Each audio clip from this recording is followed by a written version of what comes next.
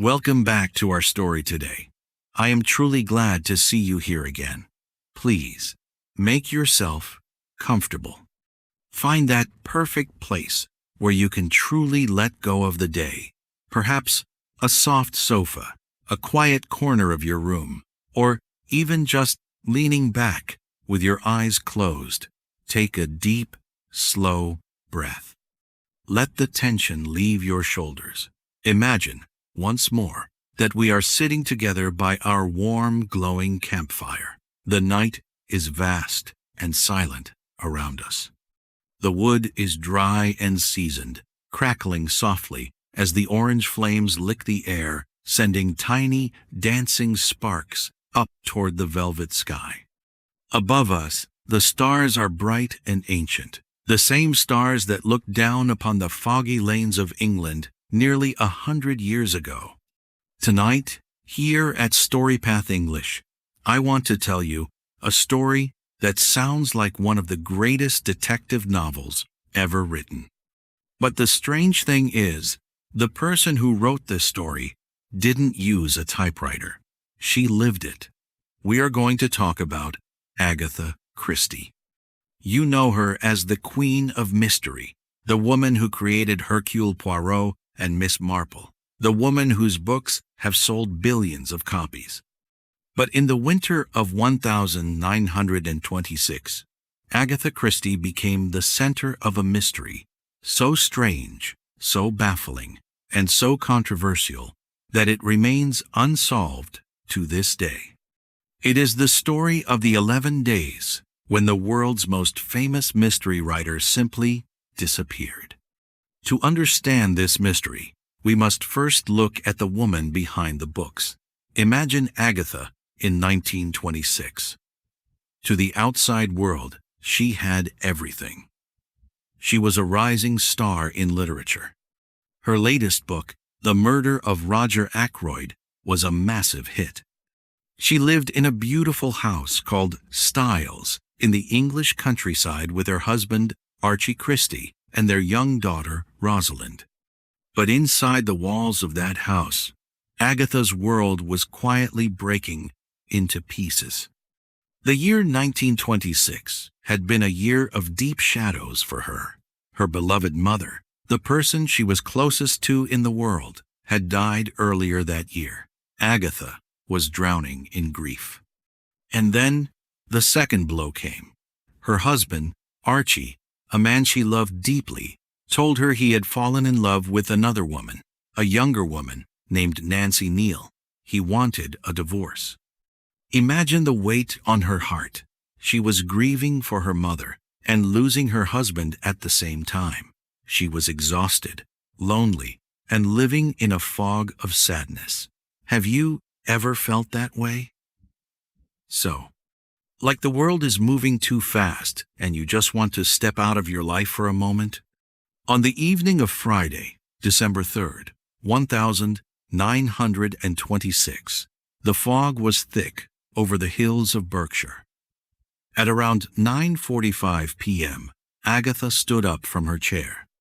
She went upstairs and kissed her sleeping daughter, Rosalind, good night.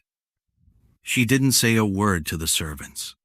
She simply walked out of the front door, climbed into her small Morris Cowley car, and drove away into the night. The next morning, the mystery began. A few miles away, at a place called Newland's Corner, a group of people found a car abandoned on the edge of a steep chalk pit. The lights were still on. The door was open. Inside the car, the police found a fur coat, a small suitcase filled with clothes, and an expired driver's license.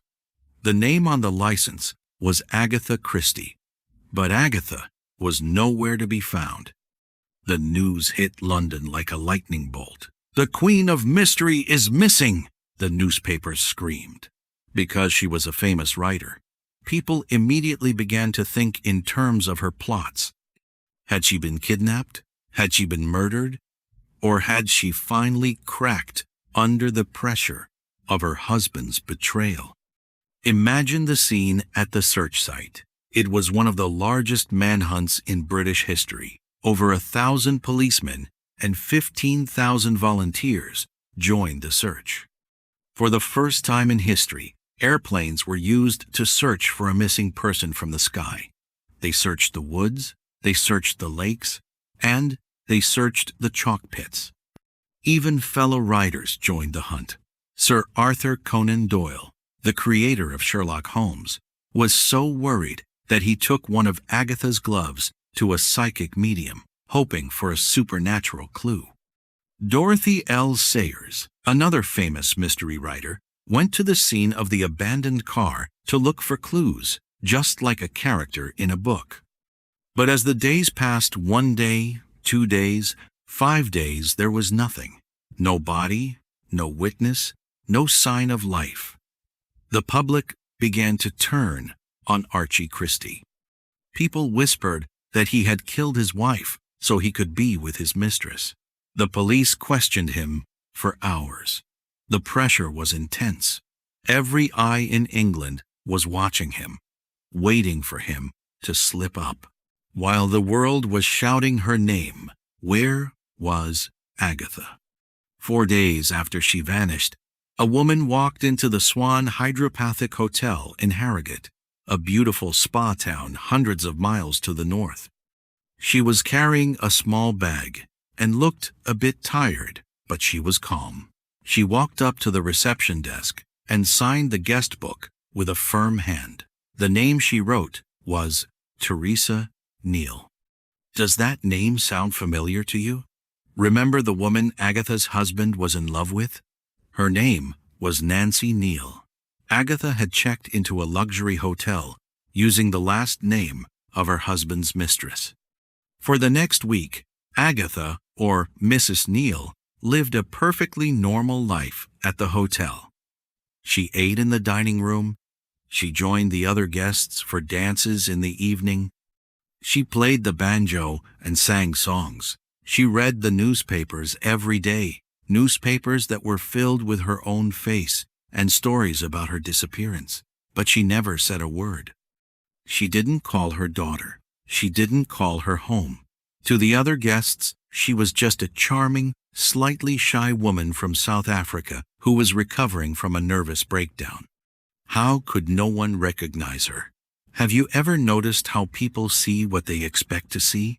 The guests at the hotel were looking for a woman in trouble, a woman hiding in the woods. They weren't looking for a woman drinking tea and laughing in a hotel lounge. But eventually, the mask began to slip. A waiter at the hotel started to look closely at her.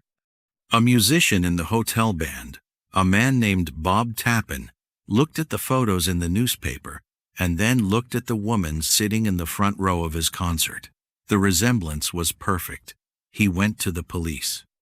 On December 14th, 11 days after she had vanished, Archie Christie arrived at the Swan Hotel. He sat in the lobby and waited. When Agatha walked down the stairs for dinner, dressed in an evening gown, Archie stepped forward.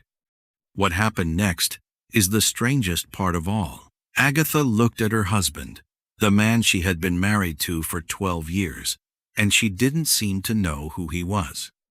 She looked at him with a polite, distant smile, as if he were a stranger. It took several minutes before she finally realized who he was. The news of her discovery flashed across the world, but instead of relief, there was anger. The public felt cheated.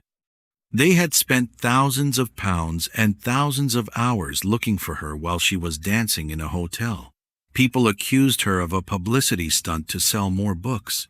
They called her cruel for leaving her daughter. Agatha's family gave a simple explanation. She had suffered from total amnesia. They said she had been in a fugue state, a psychological condition where a person loses their memory and their identity because of extreme trauma. They said she didn't know she was Agatha Christie. But was that the whole truth? Agatha herself never spoke about those 11 days again. Not to the press, not to her friends, and not even in her massive autobiography written years later. She took the secret to her grave. Some people believe It was a calculated act of revenge. Think about it. By using the mistress's name, Neil, she was sending a message to Archie. By disappearing and leaving the car near his favorite spot, she made him the prime suspect in a murder investigation. She humiliated him in front of the whole world. If it was a plot, it was the most perfect mystery she ever designed. But others see a much sadder story.